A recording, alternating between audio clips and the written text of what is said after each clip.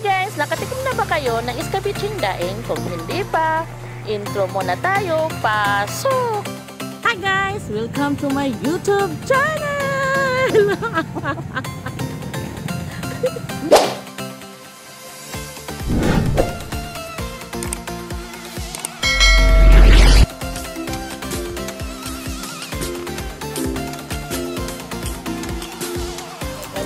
Una guys, piprituhin muna natin ang daing.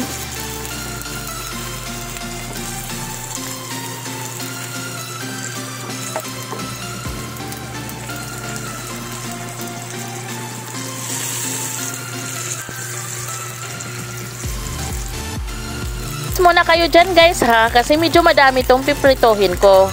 Kasi alam ko naman, paborito ito ng aking mga anak. Pagkatapos kong pinirito ang daing, nakahanda na ang aking sibuyas, bawang, loya, at carrots. Ayan, gigisahin na natin guys. Tipot lang kayo dyan, relax lang kayo dyan. Ganito ang magluto ng iskabiching daing. Sundan nyo na lang ako.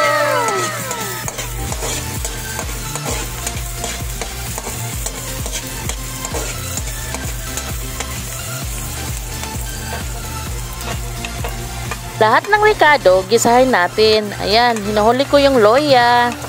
Hindi pa pala loya ang hinuhuli ko, kundi ay yung carrots.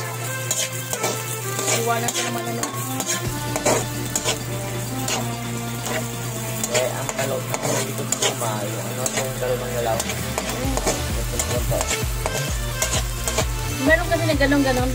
Nagsishake.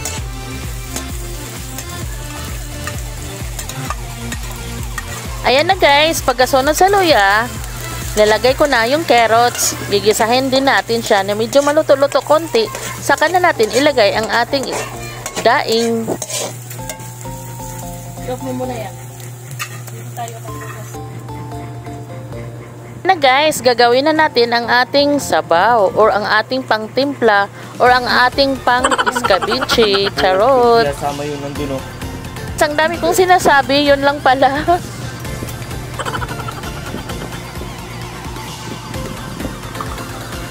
Guys, ang nilagay ko lang dyan, tuyo, suka, and of course, asukal. Hindi talaga mawawala yan kasi hindi naman maging iskabichi kung walang asukal, o diba?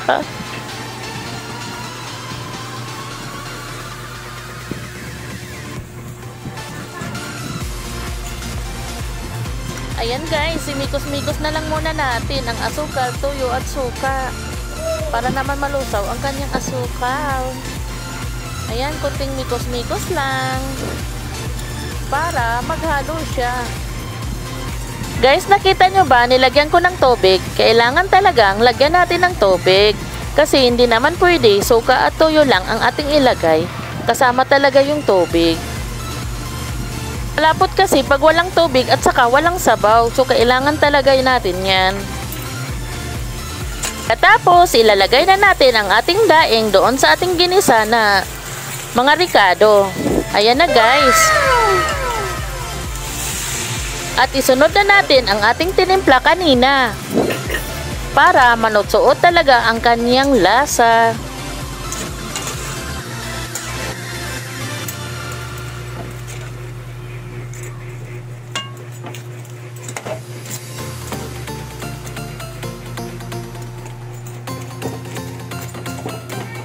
Ayan na guys, medyo nakakatakam na siya tingnan. Takpan mo po. Takpan muna natin siya guys para kumulo-kulo siya talaga. Ang pinakuluan ko siya, ayan, nagtitimpla naman ako ng gawgaw or cornstarch para medyo malapot-lapot yung sabaw niya maya-maya. Kailangan natin lagyan siya. Pero guys, optional lang to ha. Ayan, imikos-mikos muna natin sa aking kamay. Malinis yan guys ha. Ayan na guys, ilagay na natin sa ating daing. Ang ating iskabiching daing. Watch guys, masarap talaga to. Taob na naman ang aming kaldero nito.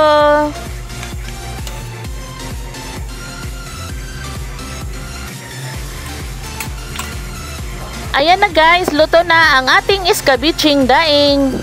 Hanggang dito na lang po, hanggang sa uulitin. Sana wag nyo kayong magsawa manood sa aking mga video. Please like and subscribe my YouTube channel. Babu!